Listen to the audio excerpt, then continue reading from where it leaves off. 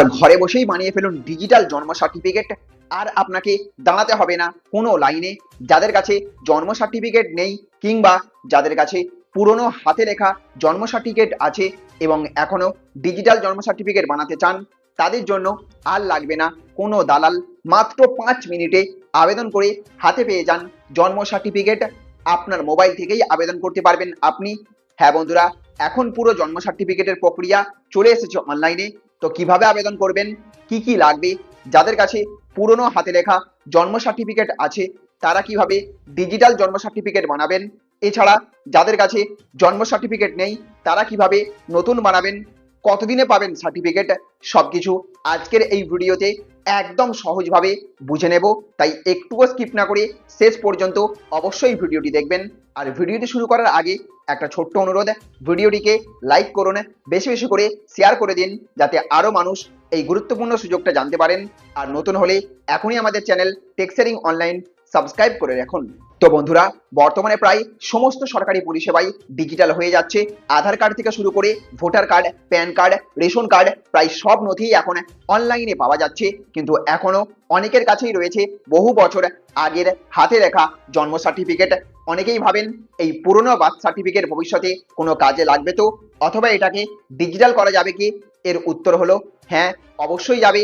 আপনার কাছে যদি পুরনো হাতে লেখা জন্ম সার্টিফিকেট থাকে তাহলে সেটিকে সরকারি নিয়ম মেনে ডিজিটাল জন্ম সার্টিফিকেটে রূপান্তর করে নিতে পারবেন আপনি। আর আপনাকে করতেও হবে, সবচেয়ে বড় কথা, এই কাজের জন্য কোনো সরকারি ফি দিতে হবে না। অর্থাৎ নির্ধারিত প্রক্রিয়ায় আবেদন করলে একদম বিনামূল্যেই ডিজিটাল জন্ম সার্টিফিকেট পাওয়া যাবে। এবার জেনে নেওয়া যাক কিভাবে মোবাইল থেকেই আপনি আবেদন করতে পারবেন। প্রথমে নিজের মোবাইল বা কম্পিউটারে ব্রাউজার খুলবেন, তারপর সিআরএস পোর্টালে যাবেন, সেখানে জেনারেল পাবলিক সাইন আপ অপশানে ক্লিক করবেন। তারপর আপনার নিজের নাম, মোবাইল নম্বর, ইমেল আইডি এবং প্রয়োজনীয় তথ্য দিয়ে একটি নতুন অ্যাকাউন্ট তৈরি করবেন। রেজিস্ট্রেশন সম্পন্ন হয়ে গেলেই আপনার মোবাইল নম্বরে একটা ওটিপি আসবে। সেই ওটিপি দিয়ে অ্যাকাউন্টটিকে ভেরিফাই করে নেবেন। তারপর নতুন ইউজার আইডি এবং পাসওয়ার্ড দিয়ে লগ ইন করবেন। লগ ইন করার পর কি করবেন, ড্যাশবোর্ডে বার্থ সেকশনে যাবেন, তারপর অ্যাড ওল্ড বার্থ ইভেন্ট অপশানে আপনি ক্লিক করবেন। তারপর আপনার পুরনো হাতে লেখা জন্ম সার্টিফিকেট দেখে সমস্ত তথ্য খুব ভালোভাবে পূরণ করে ফেলবেন। যেমন আপনার জন্ম তারিখ, জন্মস্থান, শিশুর নাম, বাবার নাম, মায়ের নাম এবং অন্যান্য প্রয়োজনীয় তথ্য। সব তথ্য দেওয়ার পর পুরনো জন্ম সার্টিফিকেটের স্ক্যান কপি আপনাকে আপলোড করতে হবে। তার সঙ্গে বাবা এবং মায়ের বৈধ পরিচয়পত্রের স্ক্যান কপিও আপলোড করতে হবে।